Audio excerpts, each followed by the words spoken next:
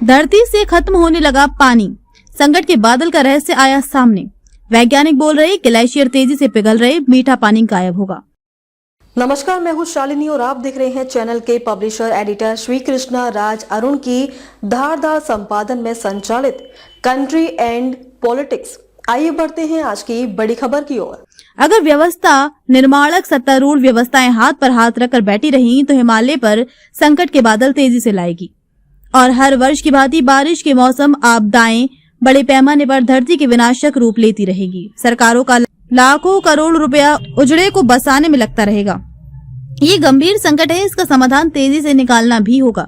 वैज्ञानिकों सहित पर्यावरणविदों की चिंता को देश के पूर्व प्रधानमंत्री भारत रत्न गुलजारी लाल नंदा विचारक संस्था गुलजारी लाल नंदा फाउंडेशन ने अपने सदाचार जागरण मिशन तहत संस्था चेयरमैन के आर अरुण ने इसे महत्वपूर्ण चिंतन बताते हुए कहा है कि धरती पर पानी का संकट एक गंभीर वास्तविकता है, जिसके पीछे मुख्य कारण जलवायु परिवर्तन और मानवीय गतिविधियां हैं।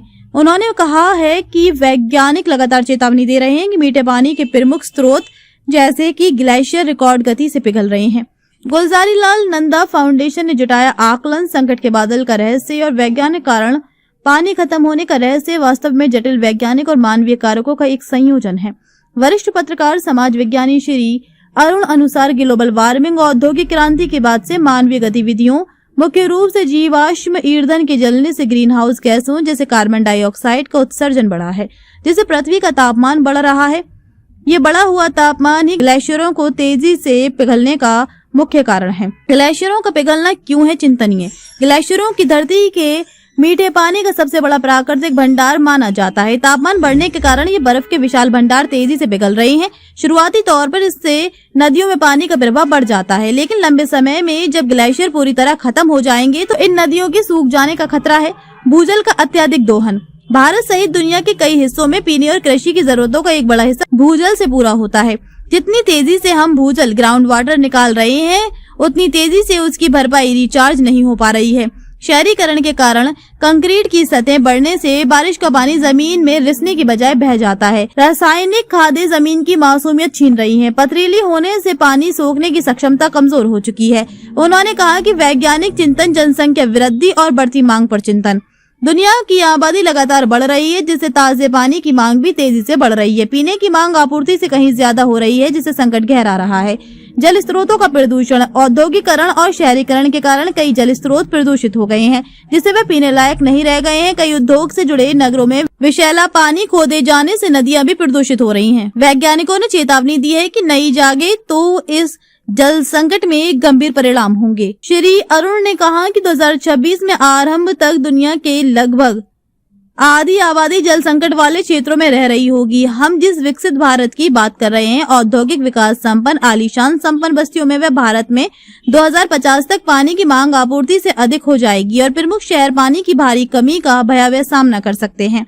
गुलजारी लाल नंदा फाउंडेशन ने न्यूज़पेपर्स एसोसिएशन ऑफ इंडिया के साथ संयुक्त पहल में इस केंद्र व राज्य सरकारों के साथ जागरूक समाधान पर वैकल्पिक मार्ग बनाए जाने की वकालत करेगा, क्योंकि चिंता इसलिए भी है कि पिघलते ग्लेशियर समुद्र के स्तर को बढ़ा रहे हैं, जिससे तटीय क्षेत्रों में रहने वालों के लिए हर वर्ष खतरा पैदा हो रहा है। ये संकट कोई रहस्य नहीं, बल्कि जलवायु परिवर्तन और खराब जल प्रबंधन का सीधा परिणाम है, जिस पर तत्काल ध्यान देने और समाधान खोजने की आवश्यकता है। श्री अरुण का कहना है कि 2019 से आरंभ योजना जल शक्ति मंत्रालय ने तय किया था कि पानी का सबसे ज्यादा संकट झेल रहे राज्यों में केंद्र सरकार वैज्ञानिकों को भेजेगी, जो वहां पानी के संकट का स्थायी हल खोजेंगे, जिसमें चेन्नई से दिल्ली तक और महाराष्ट्र से हिमाचल तक पानी का संकट है।